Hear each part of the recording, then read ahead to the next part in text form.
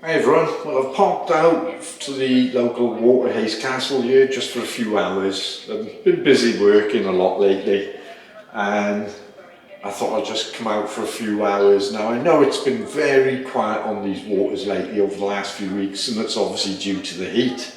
Obviously I'm aware the fish are pretty lethargic, they're not moving much. The takes are going to be very gentle.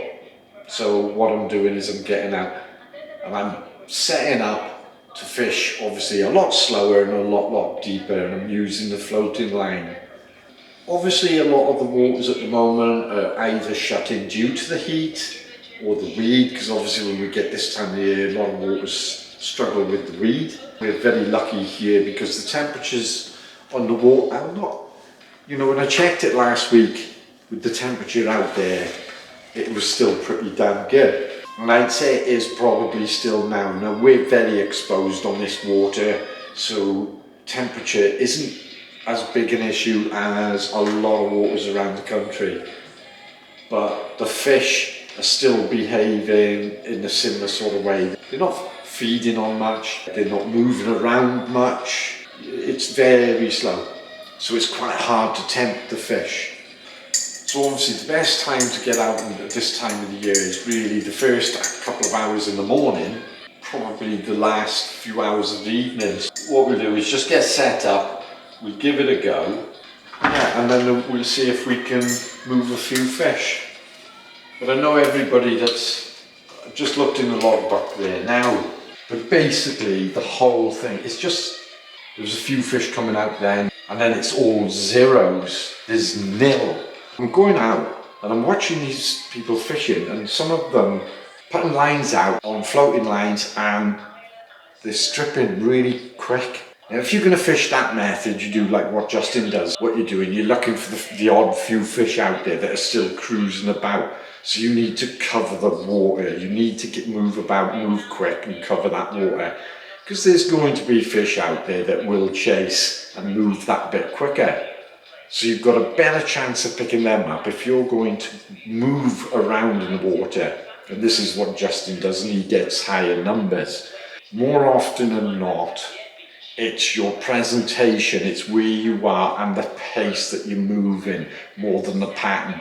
And what goes to prove that is when the fishing is on it, you go to any fishery manager at the end of the day and you ask them, what patterns have been catching today, and you will have numerous patterns. It's not just the one pattern, and some of them patterns you may have had on yourself and never had a hit. Conditions like we have now is the floating line and a long tippet, and just chill. Take your time. So I'll get kitted out, I'll set up. I'm only going to set the one rod up, I'm going to do something simple. I may well put a 3-fly cast on, cover each column. Because we do know there are going to be a few fish out there, not many, that are cruising more mid-water. I'll finish my cup of tea and we'll meet out on the water. Tell you one little tip is, I've seen a few times now, and you've got your sections of rod in your hand, and I've seen a few people here even setting their rod up, and what they're doing, they're starting with the butt section first. And that means you're holding all the weight of your rod while you're setting up the lightest part at the end. And to me that doesn't make sense. For me, always, I start with the tip section. I know I'm safe. I've got no weight with the reel seat and everything hanging on the back. I've got my dots there to help line up, but I don't rely on them. I just keep my eye rings facing up. I can look down the rod and I'll set it up. And it's as simple as that. Okay, what I've decided to do, I've reset the whole tippet. So I've got my 5-foot intermediate braid on. That just helps to break everything through the surface. When you're fishing in conditions like this, normally you've got glass flat and the water tension is very hard to break through. So that braid actually does help that, and it does help with the turnover as well on the cast a little bit. But what I've done on the tippet side of things, I've retied, starting off with the 2X, which is 12.5 pound, then I've got another 4 to 5 foot of the 7.5 pound 4X, and then another 4 to 5 foot of the 6 pound 5X. So I'm going with the 2-fly cast, and it's all seagull I'm using at the moment. If I find that I'm not making contact with the fish, even though I've got that length of tippet on, doesn't mean I'm going to be fishing at that depth in the water, even when it's dead static. There's a lot of currents, even now, that you can't see, undertows and so on, that are moving about below the surface, because there's a lot of warm water and cooler water lower down, and when they're mixing, they're moving about a lot. Your pattern ain't going to be at whatever you do. You allow a good few foot for any movement. But if I am finding that I'm not getting picked up, it's a slow process, as you know. I'll put another 4 to 5 foot of, again, the 6 pound 5X, because I'm not keeping it too light, because you can still get picked up by some decent fish out there. I'll drop it down, and then hopefully we'll pick a few fish from there. So I'm going to go possibly with the buzzer. My favourite obviously is going to be the red buzzer. That does pull a lot of fish in it. It's maybe not a buzzer to the fish. To us we call them a buzzer, but to the fish it's just another bug. And it's red, and therefore it can simulate either the buzzer, it can simulate the red worm out there, aquatic insects, little beetle things, they're reddish colour. So I'm putting that on the point. And what I've also got is something like my little blue. If you've been watching my videos along the lines, this time last year the little blue was basically doing quite well. It does apparently pick up a good few brown trout, so Scott up in Glasgow has been telling me. So I'll put that on, and if that fails I might switch the dropper then. What I have been using recently is the little cling film fly. Now I've got a few variations of this now, so I'll be probably mixing that up a bit and trying that on the dropper. But the whole idea of this is put it out, fish it static, maybe a steady figure of 8 every now and again, then leave it again. Sometimes I'm putting it out and I get the urge and a feeling that something might be nearby, and I might just pull it quickly sometimes just to encourage that take. Okay, so I've got the first cast out. As you can see now, there's a little bit of a ripple picked up. This is quite common for this water. As I say, it's very exposed and this is calm for this water. We do get the occasional time where it's calm. So all I've done, apart from putting the flies onto the tipper, is I've degreased the whole lot and done that thoroughly, because obviously this bright sunshine does pick up on that tippet. Obviously it helps it sink as well, but it's more to do with the visibility of the tippet in the bright sun. So all I want to do is just, at the moment it's coming around in the wind, so this wind is going to be a bit of a nuisance in a way. You're better off with flat calm for what we want to do, because the wind is obviously going to pick the floating line up, it's going to bring it around. I'll allow that because I'll just let it fish gently around with this wind. Normally when I'm fishing, I'll use the wind to pull my flies around, and I'll fish that for a certain amount of time, and I know the flies are going to be a bit higher. But then after a while, if I think, right, nothing doing there, I want to go a bit deeper, I'll just mend the line, or I may have to pick a different position so I'm fishing directly down the wind. But more often than not, I'll mend the line.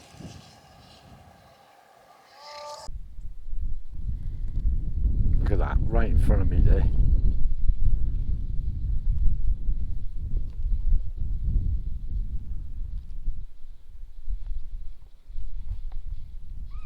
Oh, I had a knock. I had the first pull then twice. It picked me up very gently, and then the second. I don't know if he's still following, I don't think so.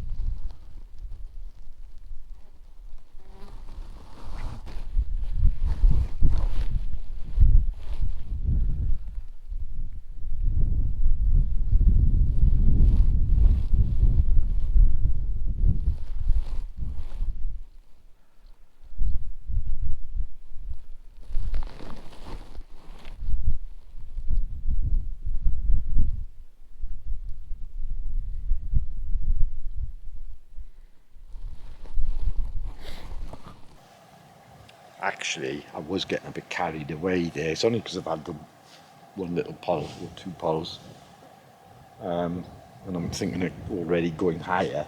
I haven't even, because the wind's picking the line up, I'm fishing higher in the water columns at the minute. I haven't even tried the depths yet. So I'll give this another 10 or 15 minutes and just mend the line, let the pattern go down and see if there's anything just that bit lower and see what happens there before I start switching. Check the levels out and try a few more different retrieves first.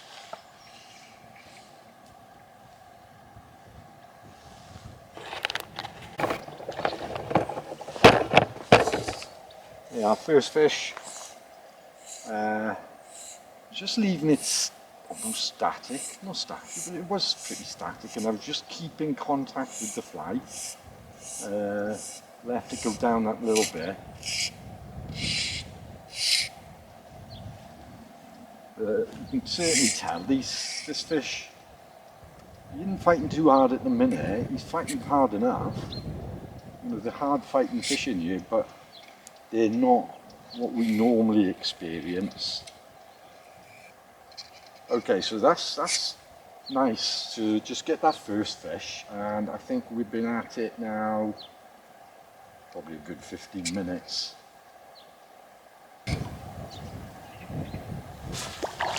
Okay, where's the net?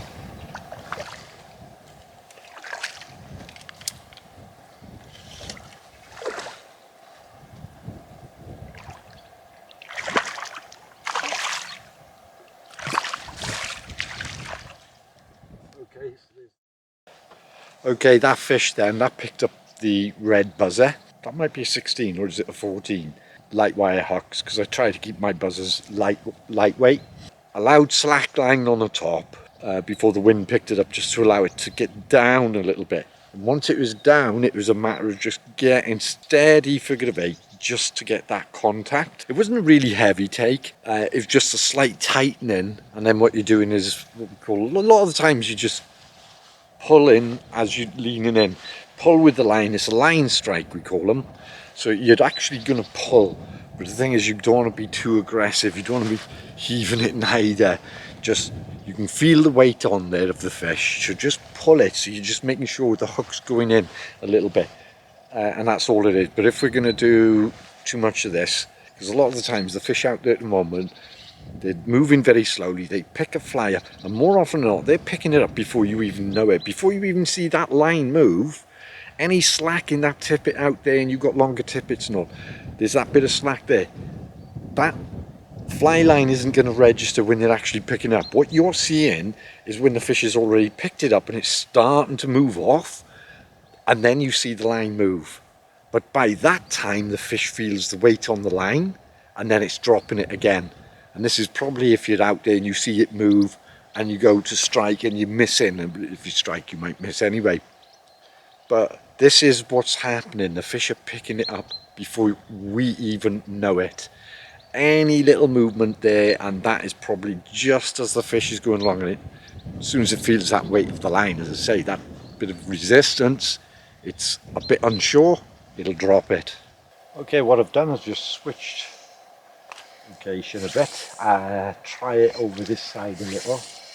Obviously I can present the fly a lot deeper here. It's slack, as you can see, and obviously if I do go further it's downwind, so I can get a bit more depth. Just fan my casts around, I'm checking out the margins,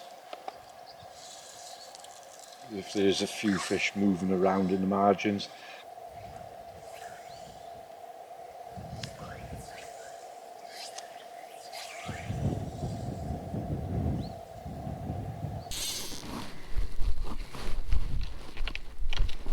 Oh, I'm tangled. What is that thing? Oh no. There. Bloody hell. Okay, another one again. I don't know what it's on. and that is fighting quite damn hard.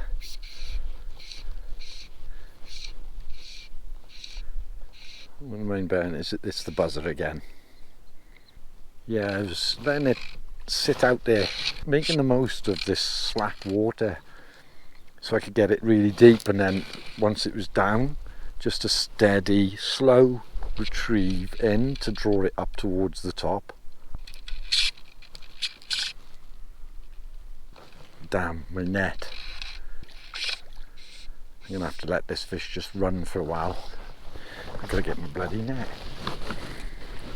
Let that run around. Stupid thing to do. Where to put it? There. Chances are it'll still be on. It seemed quite well hooked. It ain't gonna do no harm.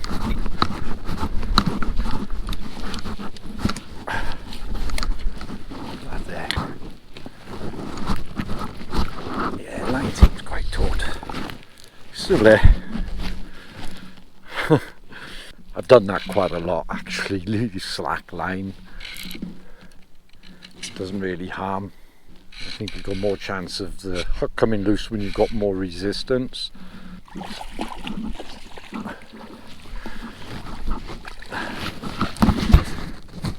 There we are. That's the daughter's dinner. She said, "Get me a trout, Dad." Few fish coming up on the top, and I thought, okay, put the dry flies on. I've only set up with the single rod, I haven't bothered with any more rods. Went and put the dry fly on, and within 5 minutes, 10 minutes or so, fish seemed to go off a bit. So I thought, all right, I'll go over, have a cup of tea. So I've just spent, what, half hour having a cup of tea in the chill, watching the water, and the water's just changed, and the fish just... I've only seen about 2 fish move on the top since now. So I've just changed back again. Now this is when it pays sometimes to have the 2 rods, even when the fishing is as slow as this. Instead of me spending that time changing everything to go on the dry, if I would have set that rod up, I would have been on it straight away, and the possibility of maybe hooking a fish. As you're watching there now, you can see everything's changed. The water's gone dead flat. The sun's almost dropping nicely there, and there's nothing showing at all. But now I've switched back to the buzzer, I'm pretty confident that if anything's going to be moving out there, I've got a good chance of picking them up.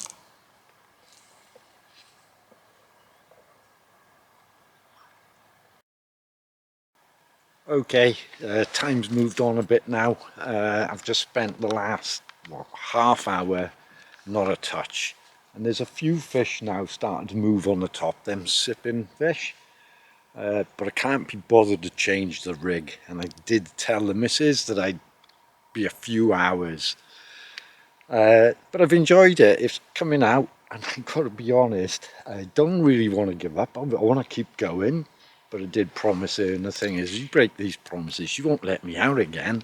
As difficult as this, I do enjoy it. It's that challenge, putting the line out there, you're keeping contact, and you just feel that any minute now, you can almost feel that fish on the end. It is very difficult to just give it in. Temperatures drop. Perhaps it's a good thing that I'm stopping now. I'm watching there now. I don't know if you heard it, but it's a lovely fish just moving down there now twice. With work and everything has stopped me doing too much at the moment, but that's coming to an end slowly. So I'm hoping to put a bit more effort into the channel, and I'm looking forward to it as well. I tell you what, I can feel the temperature now is starting to get pretty damn cold. So until the next video, take care.